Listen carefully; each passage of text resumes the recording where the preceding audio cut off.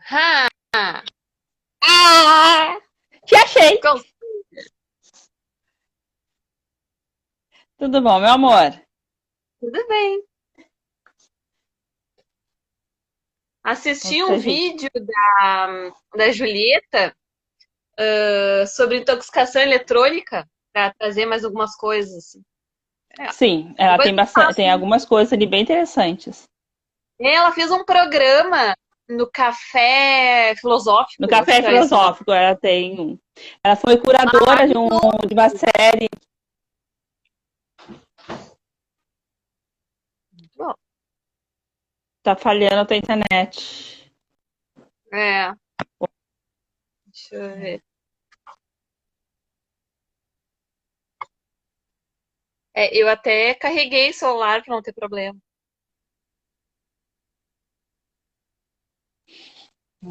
É, a Julieta é curadora, eles chamam curadora, quando faz todo um monte de programas sobre o mesmo assunto.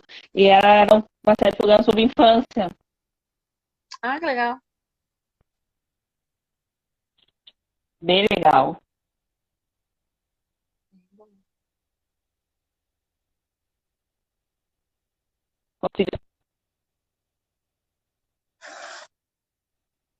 A tua ou a minha que tá estranha? A minha tá normal, mas a tua imagem tá granulada. Tá, deixa eu de repente entrar a minha pelos dados. Às vezes os dados.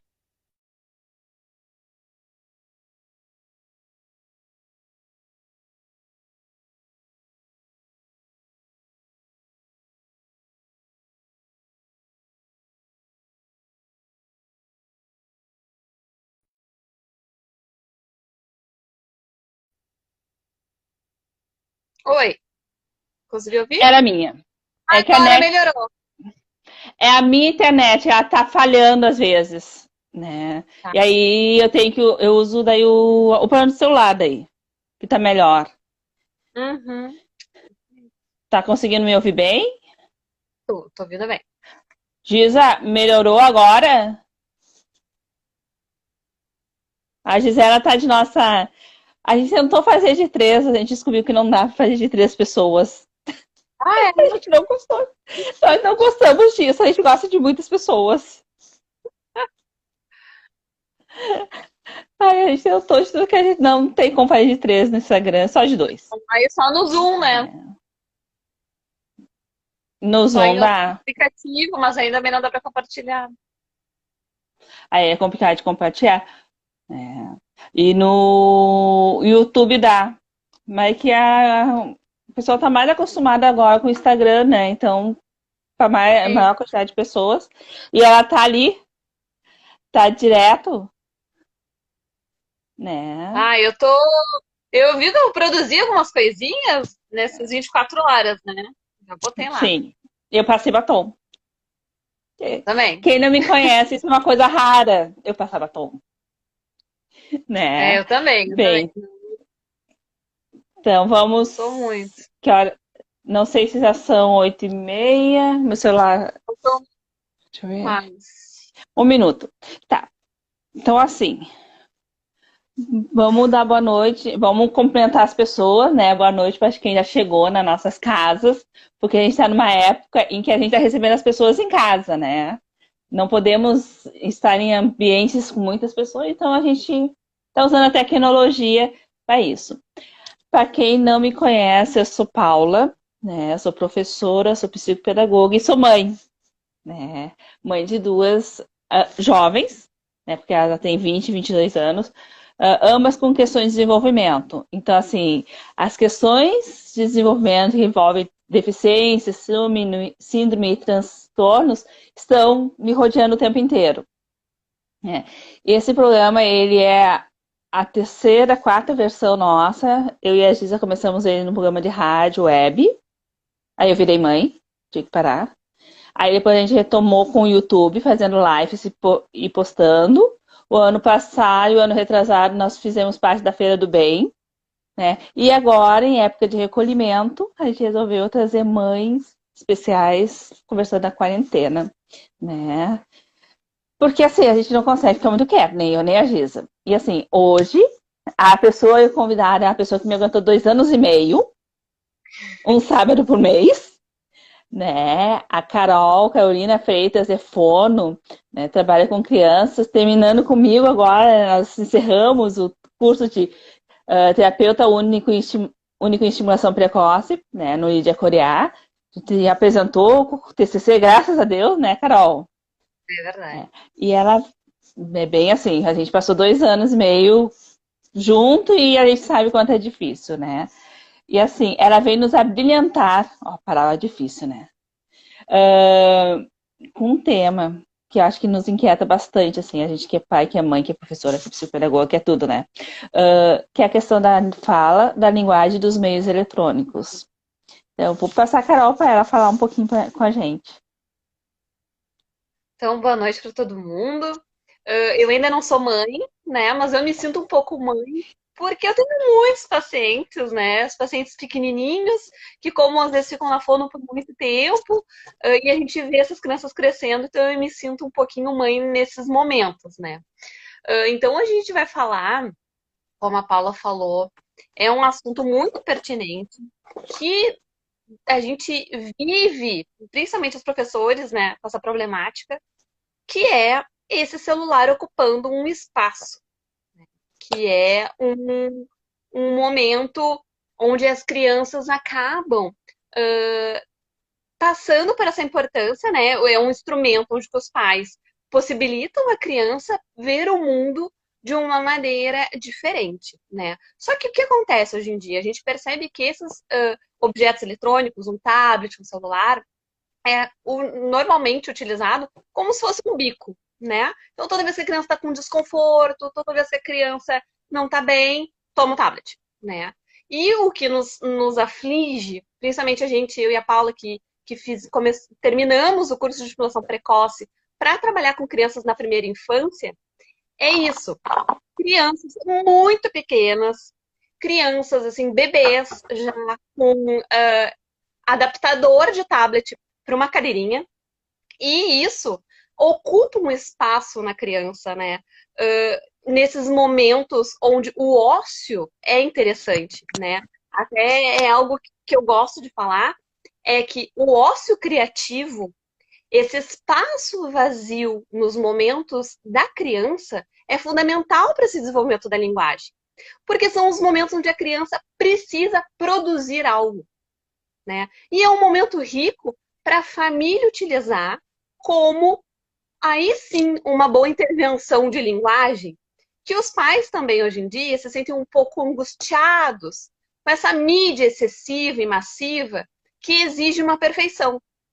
E a gente sabe que não existe perfeição, né? E então os pais acabam, neste momento, qualquer dúvida, dificuldade, vai para o Google e procura sobre as questões específicas da criança. Só que a gente sabe que não existe essa objetivação. Não tem como a gente objetivar uma criança e rotular todas iguais. Cada criança tem seu tempo. Cada criança vai perceber a sua rotina conforme suas próprias vivências. Então, muitas vezes, os pais acabam entrando no Google e vendo uma receita muito fácil de como a criança dormir, como a criança vai comer, como a criança vai tirar a fralda, em 5, 6 passos. E no momento que a criança não atinge aqueles 5, 6 passos, os pais ficam o quê? Angustiados, né? Os pais acabam ficando sofrendo porque precisam ser bons, precisam ser perfeitos, e a criança naquele momento acaba não se adaptando a um padrão, e aí a gente sintomatiza essa criança. Essa criança tem algum problema. Essa criança não tá bem. Mas, na verdade, é isso, é a gente perceber essa criança que está em um processo e que a linguagem não se dá em passos. A linguagem, assim como o desenvolvimento dela, não se dá com uma fórmula mágica, né? E, na verdade, foi como eu e a Paula, a gente estudou durante 2 anos e meio, né, Paula? A gente traz as nossas histórias geracionais. A gente traz conosco histórias da nossa família. As nossas primeiras memórias infantis. Essas memórias que nos marcam. E é isso que nós precisamos, nesse momento, ter consciência, onde as memórias são importantes e nós devemos produzir as memórias nas crianças. O que acontece é que o celular e o tablet não estão permitindo essas memórias, onde a gente produz essas bordas significantes na criança. É simplesmente na palavra do pai e da mãe que a criança vai conseguir ligar o nome de um objeto à utilização desse objeto. Se não, não adianta a gente pegar um aplicativo no celular e o aplicativo vai mostrar banana e ele repete, banana. E tem alguns até utilizam gestos, né? Banana. Qual é o significado de uma banana? Se a criança nunca foi capaz e nunca foi demonstrada a ela o que é a banana, uma fruta, de onde vem, como se descasca, como come, como pode comer.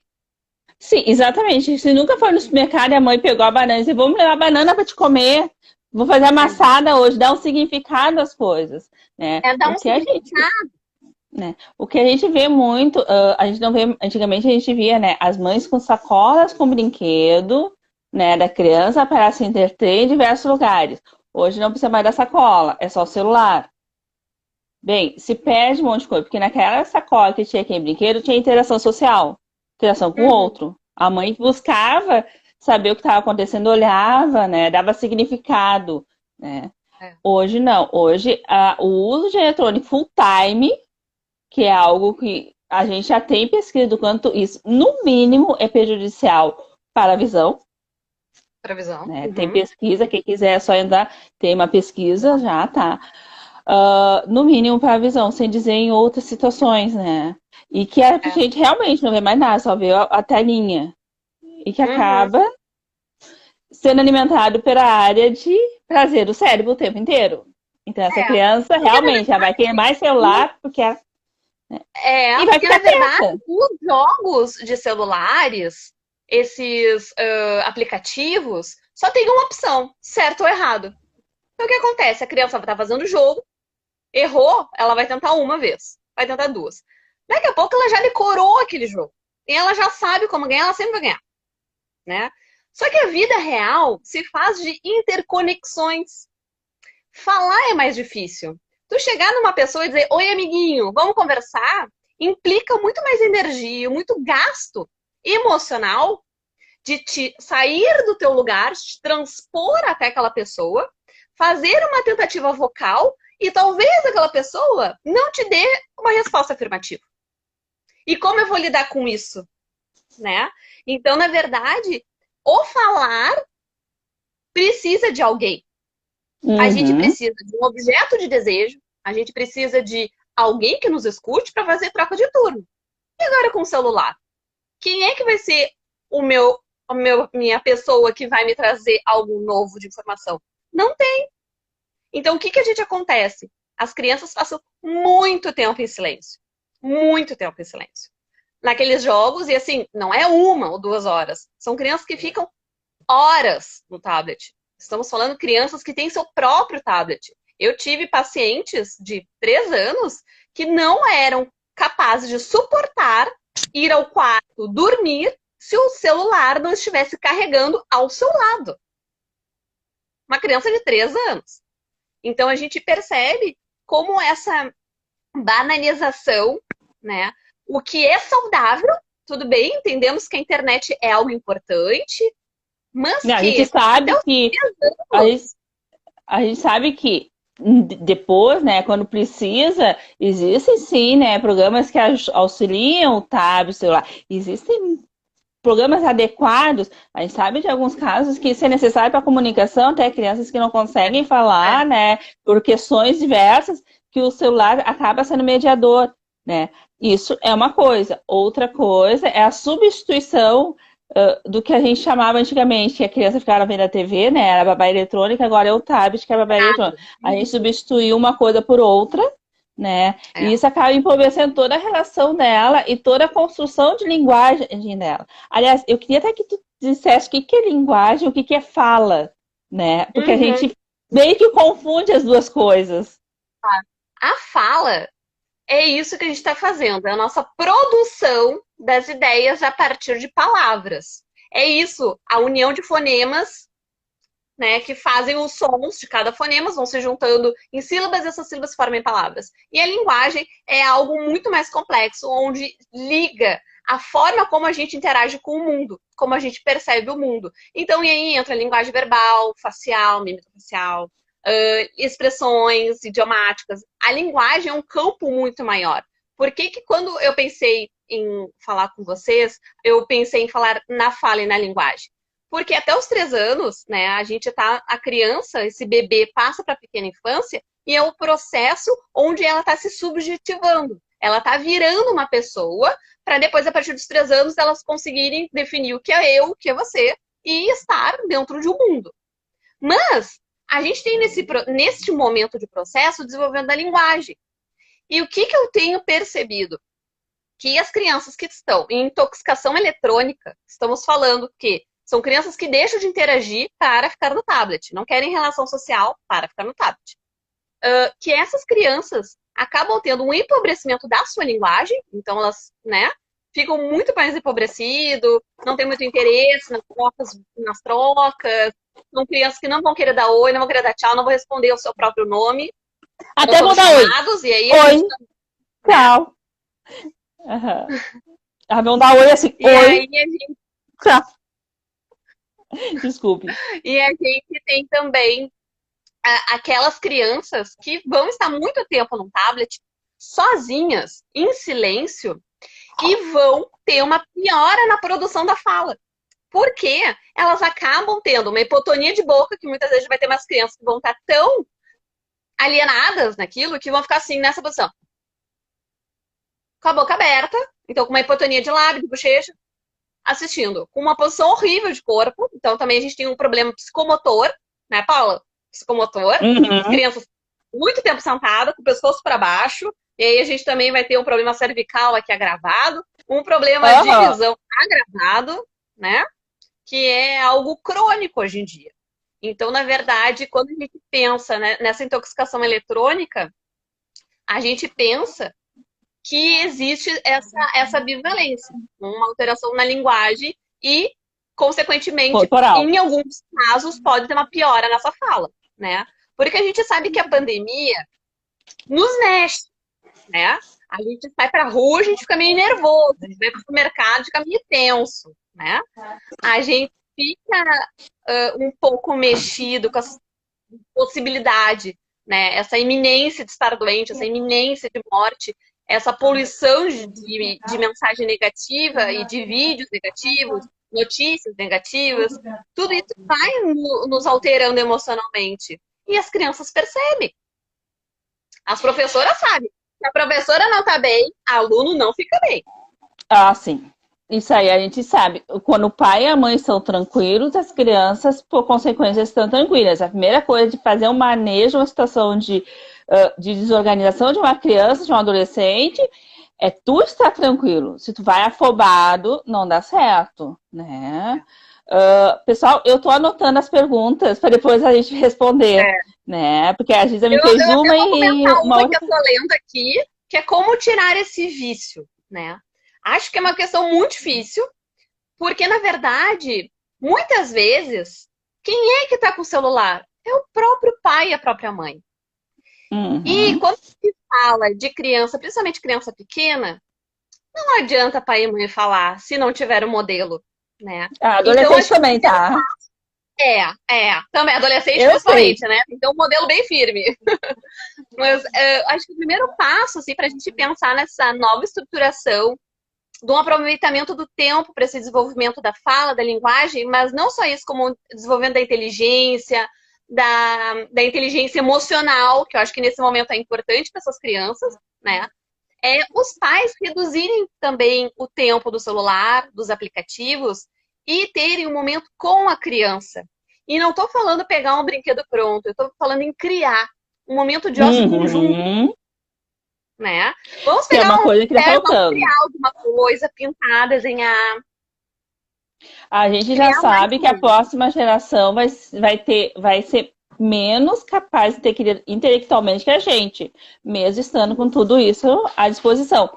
Por quê? Porque que a Carol falou, né? A questão do ócio, que eu disse lá na semana passada, a questão da necessidade do tédio, são os momentos criativos. A gente só cria quando não tem nada para fazer, tá? Quando eu olho assim, ai, agora o que eu vou fazer? Ah, eu vou fazer. As minhas brincadeiras de infância foram em momentos de ócio. Se vocês pensarem, eu sempre digo, vamos pensar na nossa infância, na nossa adolescência. Os nossos filhos não são de outros planetas, eles também. Né? Bem, quando é que a gente criava um brinquedo? Quando é que a gente inventava de fazer um carrinho de rolimã? Quando é que a gente inventava de fazer um mapa de tesouro para ficar correndo pelo pátio? Era no momento de almoço, não era no momento que estava na frente da TV. Na frente da TV a gente não fazia nada, né? Então, isso que a Carol tá falando, assim, interação, pai, mãe, irmãos, sentar no chão, vamos desenhar, vamos pegar. Hoje em dia não tem mais caixinha de fósforo, né? Para fazer carrinho. Agora é tudo acendedor. Esse dia eu tava pensando nisso. Mas vamos trazer eu acho que também as coisas. o que também é importante é a gente perceber o que a criança, nosso filho, nosso paciente tem de interesse. E a gente precisa observar muito isso. Porque é aí que está um bom gatilho para a gente conseguir um bom acesso a essa criança, né? Por isso que a gente acaba tendo, às vezes, um pouco de dificuldade, que o pai quer propor alguma coisa. A gente tem que permitir que a criança proponha. Eu não estou dizendo que a gente precisa cortar o tablet. Porque, como a Paula disse, existem aplicativos maravilhosos, existem coisas maravilhosas, a gente consegue conversar com as pessoas, né? Aí eu vou aproveitar ele tem sua função. Ele tem sua função. Eu vou aproveitar, Carol, já vou responder a pergunta da Gisele no período de alfabetização. Bem, Gi, eu vou dizer o seguinte, existem excelentes aplicativos para alfabetização. Eu uso, tá? Existem excelentes. A questão não é esse. A questão é quando tu coloca a criança e tu nem sabe o que ela tá jogando. Uma semana dessa eu fui baixar um joguinho e fiquei 25 horas, uma semana no joguinho e nem senti. Né? Então, assim, são esses que não é os que, assim, tem muita coisa boa, mas a gente tem que saber, até porque a gente tem que saber por onde nossos filhos andam, né? Principalmente crianças. Porque, na verdade, a gente pode perceber, é claro, a gente está falando assim, dos 0 aos 3 anos, a criança não precisaria ter uso de tablet. Aos 0 aos 3 anos, a criança ela precisa de outro tipo de abordagem, outro tipo de brincadeira, de estrutura. Mas a partir daí, a partir onde a criança já está um pouco mais estruturada, onde ela já tem algumas percepções um pouco diferentes da sua própria realidade, as questões pedagógicas iniciais da primeira infância estão surgindo, bom, é uma boa época de introduzir o tablet, né? Mas com ponderação, né? Então, assim, é gradual, é no momento, então vamos guardar, agora é o momento de fazer outra coisa. Estabelecer rotinas nesse momento é um bom balizador, né? Então, estabelecendo um momento para fazer uma atividade de leitura, um momento para fazer uma atividade não construída, um momento para o tablet, e pronto, acabou aquele momento. Por quê? Um momento para ajudar a mãe a secar a louça. Porque assim, ó, para a linguagem, a criança dá conta do que frustra, de onde começa e onde termina, é fundamental para uma estruturação da linguagem. A gente precisa que a criança tenha momentos de frustração. Apesar de hoje em dia, com a internet, com o Instagram, com o Facebook, que nos exige e nos mostram que ser frustrados não é bom, sim, é importante. É importante. Frustrar é importante. É fundamental no nosso crescimento, né? Então, é isso, assim, a gente também vai conseguir trabalhar com essas questões de onde o tablet vai, começa, quando essa intoxicação, a gente percebe que, bom, ele já está intoxicado com essa tecnologia, vamos cortar. É preciso fazer corte, né, Paula? O eu acho que assim, da Paula lembra bem disso, dos cortes. Sim, meu trabalho foi bem sobre essa questão, né, do corte, da lei, de termos regras e termos frustração quanto isso é necessário. Né? Até porque, assim, eu hoje e ontem tivemos, eu e a Giza, muito mais frustração. A gente queria fazer em 3, só dá 2. E aí, se a gente nunca teve frustração na vida, como é que a gente vai lidar com isso? Jogar o celular na parede não tem como, né? Porque isso aqui é extremamente caro. Então, a gente teve que lidar com a frustração e que é uma outra maneira. né? Mas faz parte da vida. Nós somos frustrados na vida várias vezes. E a gente é frustrado desde pequenininho e faz parte do desenvolvimento. E tudo isso que a Carol está trazendo de linguagem, gente, para quem se preocupa se o filho vai alfabetizar bem, é extremamente importante. Uma criança, para aprender a ler e escrever, ela tem que conseguir fazer narrativas. E narrativas é da ordem da linguagem. Uhum. E porque os processos de aprendizagem necessitam anteriormente de algumas estruturas de formação, né? Então, saber lidar com sim com não, diferenciar o que é sim ou não, aceitar essa regra, aceitar que existe alguém que dá a regra, né? Respeitar um terceiro nessa relação, que é bem isso, é esse corte. Que o professor, ele exige um posicionamento diferente, ele cobra. E como uma criança que está intoxicada eletronicamente, que sempre ganha num jogo, que não sabe desligar na hora certa, como é que ela vai ingressar numa escola quando o professor diz, não, não é agora? A gente vai ver que são crianças que vão ter dificuldades emocionais de lidarem com essas dificuldades, né, Paula?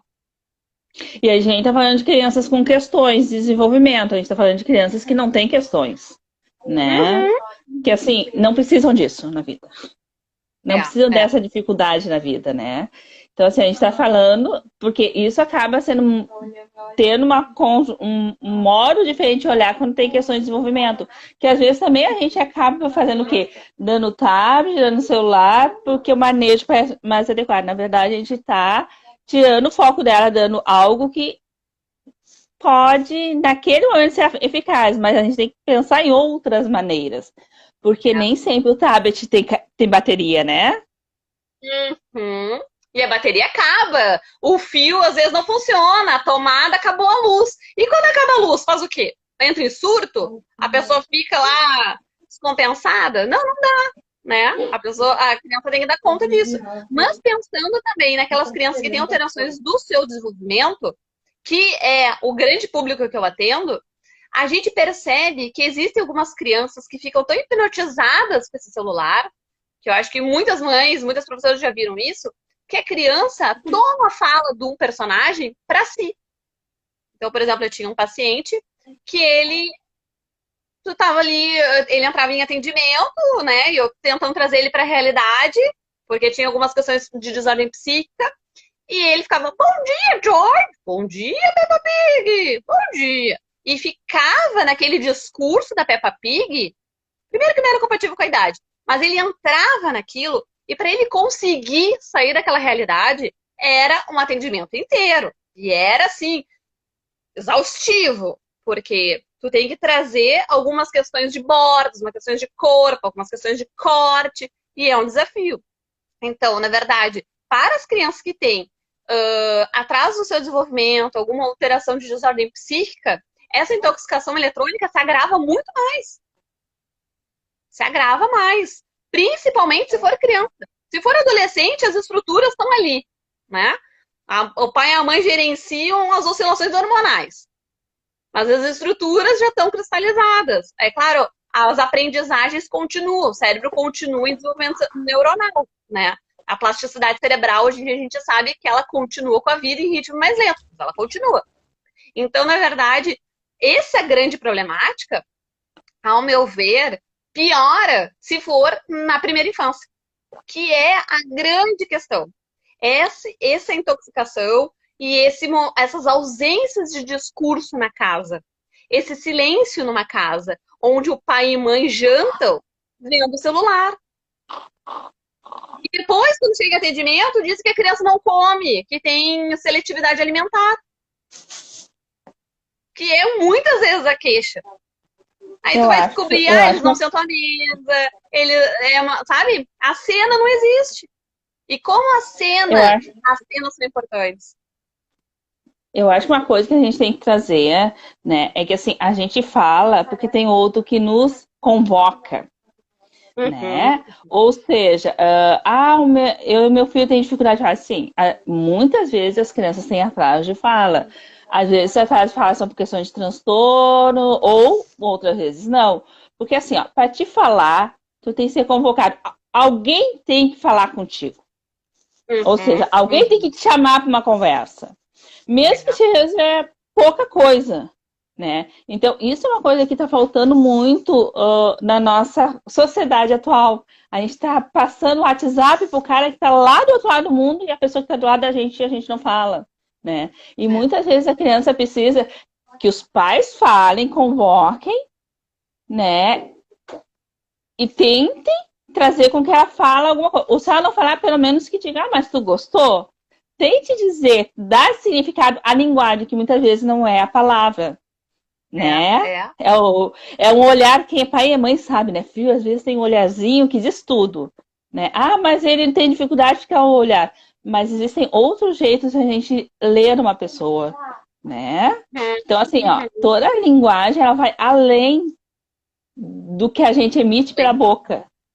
Vai além pelo da corpo fala. inteiro, As né? linguagens, o que a gente percebe no autista, pensando no autista?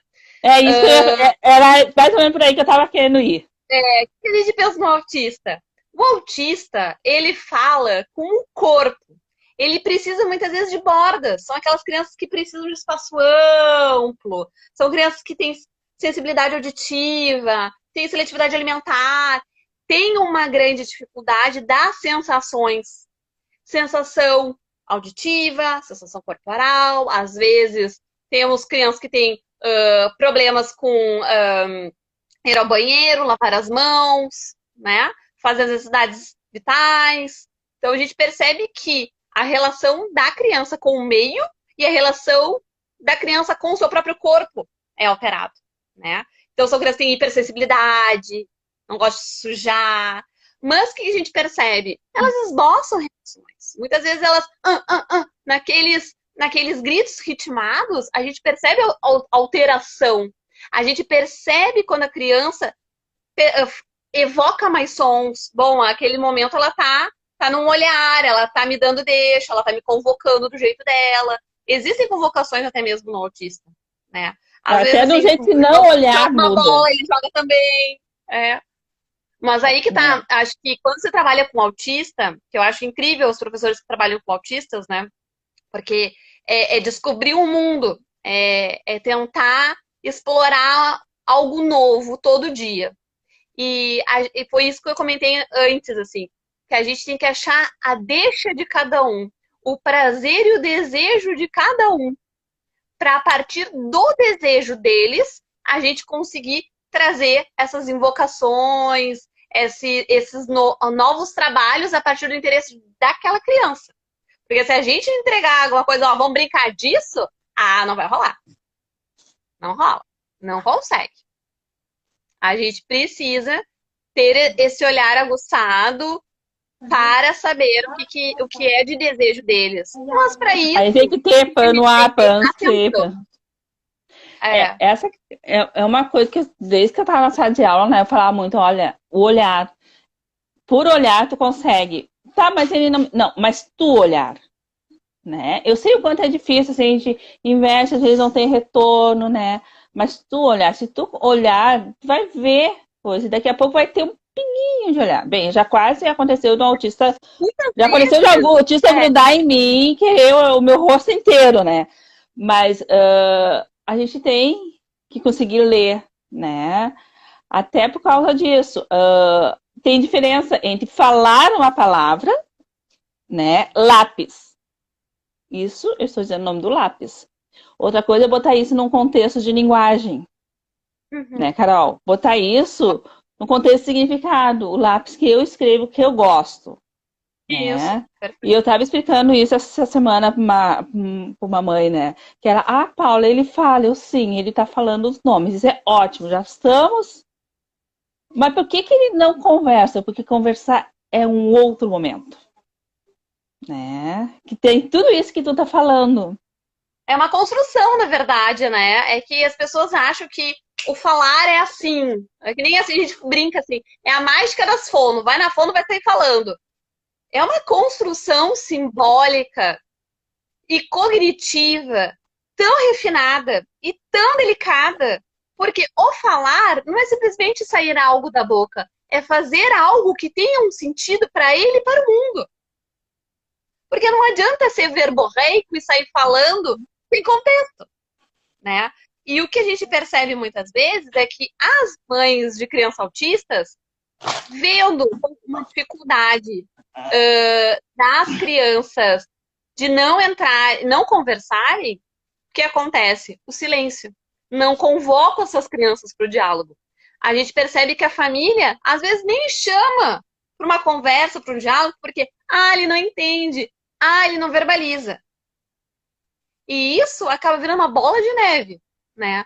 Porque a compreensão deles é um pouco distinta. É um pouco distinta. Alguns casos, sim. Outros, não. Por que não incorporar ele ali? Ele é uma criança que está fazendo parte da família, está fazendo parte da sala de aula, a gente precisa trazer ele ali. Bom, em algum momento a gente vai ter que falar um pouco mais direto, falar um pouco mais pontual, um pouco diferente. Pode ser que sim, às vezes não.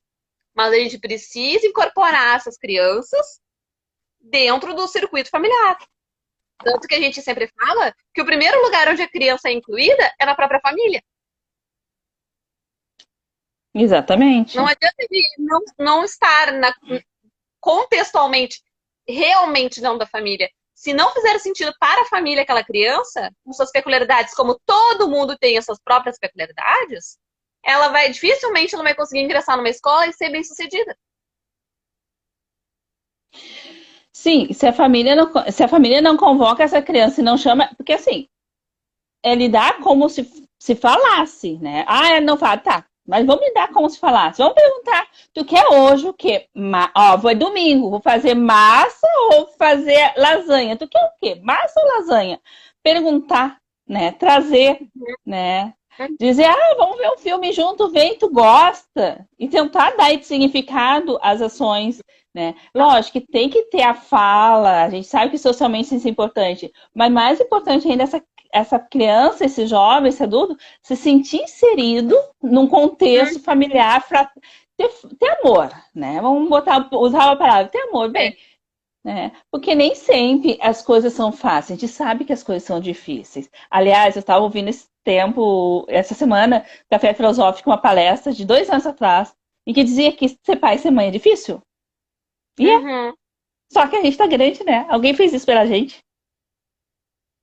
E a gente não lembra, mas nesses momentos é importante a gente lembrar dessas histórias anteriores, né? A gente também dá conta que a gente também foi uma criança teimosa, que a gente também tinha coisas que a gente também não gostava.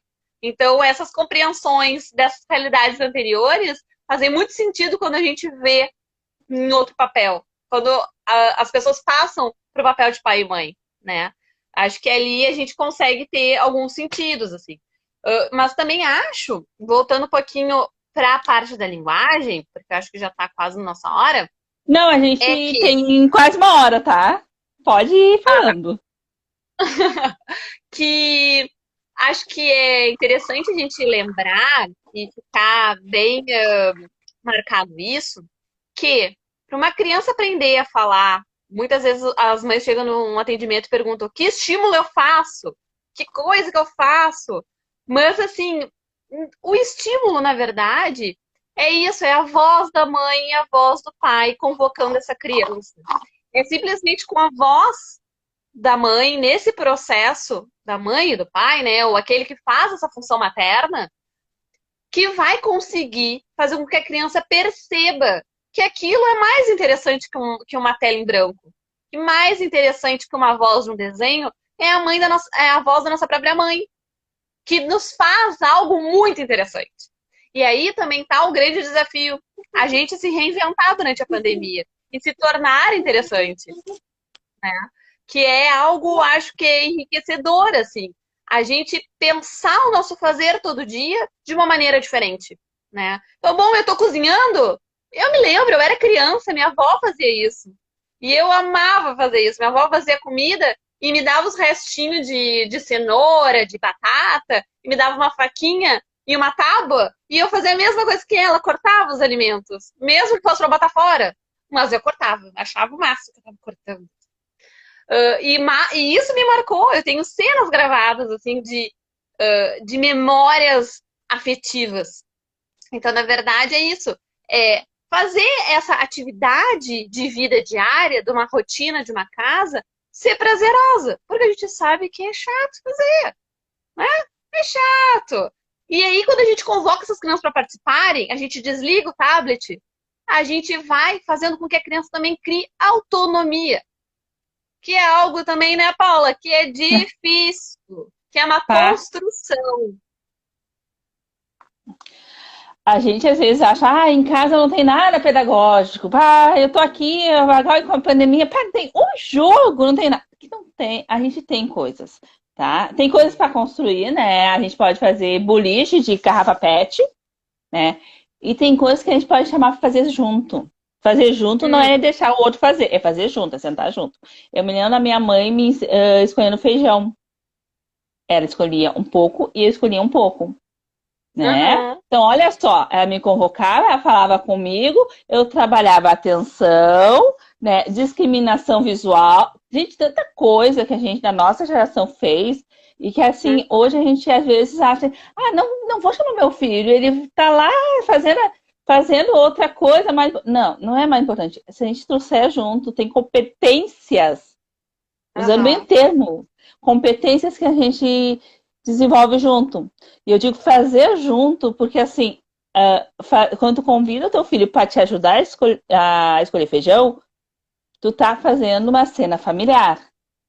Quando coloca ele Uhum. para fazer isso sozinho é diferente. Então, assim, construir Sim. cenas familiares. Tem copo de plástico, e eu tenho uma filha de 3 anos, vou passar o copo de plástico para ela. Minha filha, o copo azul. Tu gosta de copo Uhum. azul, né? O que a gente toma no copo azul? Vamos fazer um suco? Olha quanta coisa a gente começa a convocar. E isso é o que eu convocar que a Carol tá falando. É o É. trazer o Olha, outro, você tem um sabe? copo azul, olha que rico. É isso aí, a gente pegar umas ideias muito na hora, assim. Como as crianças fazem. Onde tem um copo azul, pega uma lanterna, pega uma lâmpada, bota dentro e deixa a sala azul, sabe? É isso. Brinca com. Tem uma luz, já brinca com mímica. Vamos fazer os animais, vamos contar uma história, vamos inventar. Algo eu acho que também eu acho super rico, que na minha graduação na faculdade foi meu trabalho de conclusão. Então eu adoro falar sobre ele, acabei não publicando, mas eu amo meu trabalho. Que foi um estudo sobre a importância da contação de histórias. E a contação de histórias é algo riquíssimo, riquíssimo. Porque a gente perde o nosso tempo deixando a criança vendo a galinha pintadinha, gritando que nem uma histérica, de maneira repetitiva, com aquelas cores excessivas, aquele barulho excessivo. E a gente também pode proporcionar momentos mais tranquilos. Porque as crianças passam agitadas por excesso de informação. Nada Não mais que ela, lindo do que a leitura. não que ela não possa ver a galinha pintadinha. Pode. Pode. Mas também vamos chamar É. para contar uma história. E vamos chamar para contar a nossa história. Eu sempre digo assim, a história intergeracional, né? Porque parece que a criança Uhum. nasceu e não tinha nada antes, né? É, Aliás, não é. tinha nada antes do momento que ela se lembra, né? E a gente esquece de contar as nossas histórias, as histórias dos nossos É. pais, as histórias das nossas famílias, o que a gente aprontou quando criança. Gente, isso é riquíssimo. É riquíssimo, porque quando tu começa a contar isso, tu passa emoção, né? E essa emoção no É. outro é convocar ele, é mostrar para ele para que serve essa coisa chamada linguagem, né? E que ele está Uhum. dentro de uma história familiar rica, né? Eu É. acho que a gente perde Eu acho muito. que também hoje em dia, pensando um pouco na estrutura hoje em dia tecnológica, a gente tem um dificultador aí. Porque antigamente, as nossas famílias usavam uma máquina fotográfica que tinha um filme. E a gente torcia para que os filmes fossem revelados, né? Torcia, sabe como é que saía tudo. Mas aquelas fotos que foram impressas ficavam num álbum, ficavam numa caixa. E volta e meia, aquela caixa rodava a casa, né? Alguém tirava, eu vou ver uma foto, vou pegar uma foto, o meu aquilo tá lá aqui. ficava, todo mundo mexia, né? Pelo menos na minha casa era assim. Eu quero ver uma foto. Botava em cima, assim, do sofá, caixa de foto, mas todo mundo mexia, todo mundo queria ver, saía contando história. Só que hoje em dia, a gente não imprime mais foto. E isso também é algo que vai mudar na estrutura familiar. A gente não tem materialmente a foto. né? A nossa história não é mais material. Ela está se tornando, como nossas vidas, um pouco virtual, né? Então a gente tem a foto no meu celular, tem a foto ali no computador, mas não é a mesma relação do que a foto Não é. palpável. Não é. Então, de repente, alguém tá falando, a Jéssica falou que imprime as fotos. E eu acho que é isso, de repente, é uma coisa que eu venho pensando na quarentena. Acho que eu vou mandar imprimir umas fotos. Porque eu casei, gente, até hoje. Faz 3 anos que eu casei, até hoje não imprimi uma foto. Então, Não, a Fran fez 15 anos e ela tá com 20 e eu não imprimi nenhuma ainda. não imprimi nenhuma. Então, eu tô pensando assim, por que eu não imprimo essas fotos, né? Pelo menos, assim, quando eu tiver com saudade, eu quiser ver as pessoas que estavam lá, eu vou pegar foto e vou ver e vou tomar para mim aquele momento, assim, né? E hoje em dia, infelizmente, talvez as crianças não vão passar por esse momento tão rico. Mas que eu acho, de repente, interessante, algo para a gente pensar, pedagogicamente, pensando também na área da linguagem, por que não imprimir as fotos? As crianças são pequenas, tenham fotos em casa, Sim, né? agora sem medo de perder o filme só. Tem a foto, qualquer coisa, estragou a foto, pode mandar imprimir de novo, né? É. Não tem E aquela energia de, tomara que dê certo, né? não, Então, o pessoal, quando a gente ri, brinca que vamos tirar 2, 3 pra ver se não queima. Tem gente que nem entende mais o que a gente tá falando, né? Tá louca.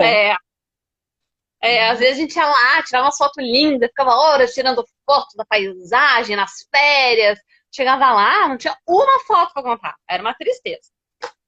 E isso tem a ver com linguagem, porque quando a gente pega uma foto com uma criança e diz, essa aqui é a tua avó, ó, ela estava em tal lugar, tu tá narrando algo, tu tá dando significado, tu tá inserindo ela no mundo da linguagem, né? Uhum. Ah, esse aqui, ó, é a tua cena de batizado, se foi batizada, né? Ou teu aniversário de 1 ano.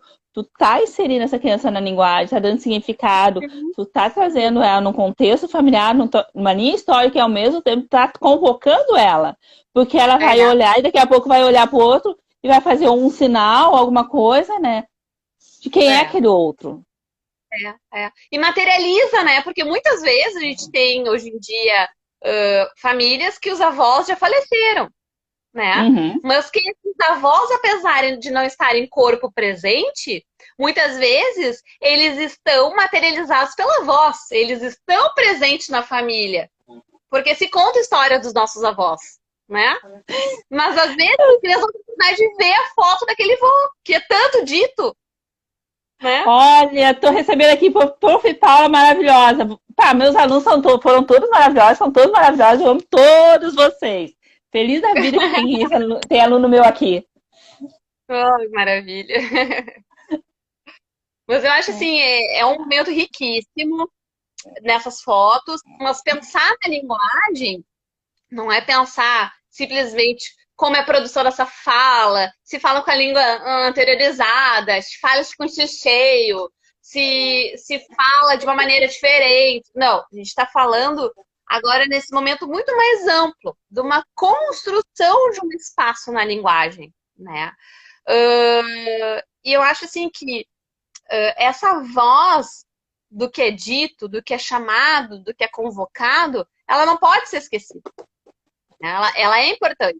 Mas para que isso também ocorra, esse pai e essa mãe precisam de atenção para esse filho. Porque hoje em dia existe uma dificuldade dos pais de desconectarem, né?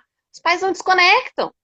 Trabalharam e continuam às vezes trabalhando, ou estão no Face, ou estão no Instagram, de noite.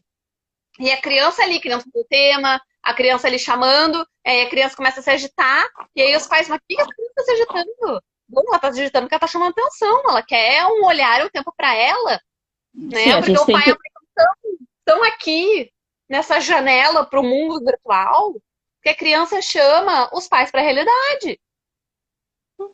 Isso não é incomum, Né? crianças que chamam através de um fazer, de um ato, botar entre aspas negativo, uma arte bem feita, né? Porque é o único jeito, às vezes, de ter atenção. Em sala de aula a gente vê isso, né? Muito. Crianças estão acostumadas a ter atenção só para ser xingado, para chamar a atenção. Né? Isso é muito ruim. Hoje é bem isso. Até porque, assim, ó, tu não precisa ter 2 horas por dia. Bem, se tu em 10 minutos, sejam 10 minutos bem vividos, presentes. Se é 20, melhor ainda. Sejam 20 minutos bem vividos, presentes. Pega o celular, coloca no modo avião e tem aqueles 20 minutos, aquele tempo ali seja de qualidade. Não é a quantidade, é a qualidade. Né? Exato. Eu sempre falei com as mães, né? Quando eu estava na escola infantil ou em outros momentos, traz para as coisas que tu faz. Ah, não tenho tempo, tenho que chegar em casa, lavar a louça. Então, traz para junto de ti. Pede uma ajuda e nesse momento tu conversa. Nesse momento tu fala. Né? Ah, mas não fala. Mas ele estando ali, tu falando e tu convocando ele, vai vir a linguagem. Que não vai ser a palavra, mas vai ser a linguagem. E a gente, como mãe, a gente sabe, assim, ó, pelo jeito de se mexer, se a coisa tá feia ou não. Se vai se desorganizar ou não. Sim. Aí, meu marido diz, né, Marcelo, como é que... Eu digo assim, a coisa tá feia, Marcelo, te prepara. Ele, como é que tu sabe que vai ficar? Não, é que eu tô vendo aqui, ó, tá... O olhar tá diferente. O jeito de andar tá diferente. Te prepara que vai vir algo. A gente consegue ler na linguagem. É isso, né? Eles dão sinais que não estão bem, como todo mundo. A gente também. A gente dá sinal que a gente tá nervoso, ansioso.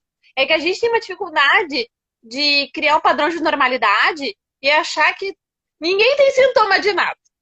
Todo mundo é muito normal. Né?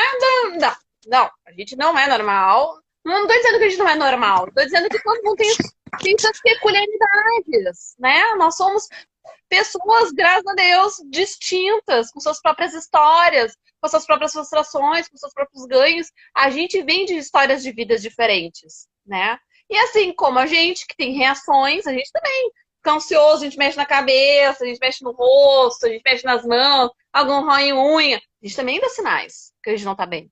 Não é só eles. É que a gente insiste em rotular, principalmente crianças autistas, como ele é assim porque é autista. Mas todo mundo acaba tendo essas peculiaridades. Por isso que muitas vezes, quando a criança é na pequena infância, assim, de 0 a 3 anos, a gente demora para bater o martelo, é autista e aceitar que a criança é autista. Né, Paula? Esse termo autista, assim, quando é muito pequeno, a gente fica assim que... E mesmo quando a gente... Eu sempre falo pra mãe assim, ó, tem algo que é do transtorno, tem algo que é da personalidade e tem algo que é do desenvolvimento. Então, assim, ó, e aí, né? Ah, mas isso não, isso aí, ele fazendo birra porque ele é criança, ele quer.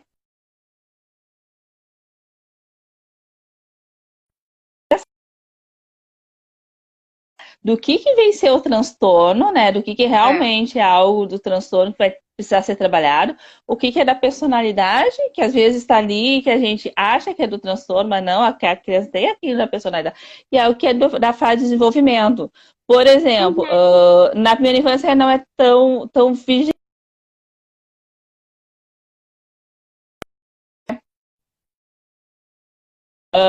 Porque na adolescência, as jovens autistas querem namorar, querem ter amigo, isso e aquilo. E aí a gente tem as questões da fase da adolescência, que são da idade. Né? Então, sempre tem essas três coisas. A gente tem que ter um olhar de mãe, de entender, assim. E a gente tem que saber que é o quê? Com esse desejo desse olhar, né? Porque a gente sabe que a maternidade, eu vou falar como profissional, né? Eu ainda não sou mãe, então não vou falar com tanta propriedade, mas o que a gente vê em atendimento, né? Que é óbvio, ser mãe acaba vindo com uma carga muito grande, né? Mas as crianças, quem tá nesse papel precisa, em alguns momentos, ter assim, perceber que no desenvolvimento da linguagem, a gente não adianta a gente também convocar toda hora a criança. Que também é um outro problema das mães terapeutas, né? Que querem fazer tudo para os filhos, vamos fazer isso que é bom, isso que é bom, isso que é bom. E a gente também tem que dar um tempo para a criança reagir. Um tempo para que ele se manifeste em relação àquilo. Os espaços vazios. E esse ócio que a gente começou lá no início falando, também se apresenta na construção da linguagem. Porque a gente precisa de espaço em silêncio para que a voz do outro surja como resposta. Se não, nós vamos ter o quê? Uma mãe verborreica falando sem parar e uma criança perdida numa constância de pedidos e coisas. Muitas vezes em sessão que acontece, eu trato, quando as crianças são muito pequenas, as crianças, a mãe, o pai e a criança entram em atendimento, tá? O que eu percebo? A mãe oferece um brinquedo. Quando a criança vai pegar esse brinquedo, a mãe já faz o que ela quer. E aí a criança tenta pegar e a mãe faz de novo. Ou a mãe fala pela criança. Então, assim, a mãe também, não só a mãe, né? A mãe, o pai, todo mundo, também tem que respeitar o tempo. Porque a gente sabe que o tempo, de toda maneira, para aqueles que têm diagnóstico, sem diagnóstico. Esses tempos são lentificados. A gente tem que respeitar esse tempo. Também é importante, né? Eu acho que isso é muito ligado a uma questão de cobrança também, né, Carol? Porque a mãe de crianças com autismo, principalmente com autismo, né? Elas só acabam sendo muito cobradas. Por que que ele Uhum. não fala? Por que que ele não isso? E elas acabam, sim, ficando muito ansiosas e querendo fazer bastante coisas, né? É. Existem momentos e momentos, né? Existem momentos em que tu vai emprestar a tua voz ao outro, né? Crianças que se desorganizam muito fácil e não são verbais, né? Às vezes tu tem que dizer, tá, eu sei, tu tá Uhum. chateado, eu te entendo, tu tem o direito, né? E tentar ler e ver o que tá acontecendo para emprestar. Eu sempre digo que você emprestar um pouco da tua voz para acalmar o Uhum. outro, conseguir fazer Isso. com que ele consiga se entender, porque, né, às vezes é impossível, às vezes o que ele consegue é se jogar no chão, é gritar, né, e ele precisa, que eu digo, tu te acalma, senta, eu já sentei no chão com criança, né, sentar no chão e, olha, eu sei, tu quer ir embora, mas agora a gente tem que ir fazer o trabalho. Eu já tive que fazer isso, né. E eles Uhum. levantam e vão, porque eles precisam, às vezes, que a gente preste a voz, né. É. Às vezes a gente se angustia e tenta fazer. Às vezes tem terapeuta também que acaba se angustiando, não é só mãe, tem terapeuta que Nossa, também acaba fazendo pela criança, né? Mas isso é um perfeito. pouco daquela coisa. Eu adoro atenção plena, né? Eu tenho um amigo que vai vir aqui falar com a gente, né? O Fábio, que ele fala bastante sobre atenção plena, que é assim, ó, momento presente, calma, Uhum. né? Cada Porque se a vez. gente tem calma, a gente uma coisa de cada vez, respira fundo. Não precisa ser nada correndo, ninguém tá morrendo, né? Uhum. 2 segundinhos, 3 segundinhos a mais que tu deixa aquele espaço, não vai fazer tanta diferença. Dá um espaço, vê. Não veio, aí tu faz a fala, né? Isso. É, né? Porque eu acho que também tem muito disso. Eu entendo as mães que fazem essas coisas. Por quê? Porque eu sei como mãe, né? Ter Sim. pessoa com filho com autismo, quanto assim, às vezes a sociedade te cobra. Mas É. por que não é psicopedagoga? Por que não tá na fono? Por que não tá nisso? Então olha assim, pá, mas não tem dia pra tudo isso hoje, né? É. Mas é isso, sim. E também foi que eu tinha comentado. A gente não faz milagre, né? Muitas vezes a gente chega em atendimento, a gente senta lá com a família no chão, a gente pega os brinquedos, e tem os brinquedos, gente. Não é assim, Fisher Price, umas coisas maravilhosas. É brinquedo simples. Umas coisas básicas. E os pais ficam um pouco desconcertados, assim, tipo, vai, eu vim pra cá pra fazer isso. Porque, na verdade, é como se a gente tivesse que auxiliar esses pais numa estrutura básica de paternidade e maternidade. Básico, básico. Do tipo, Às tu tem vezes que cantar pra criança.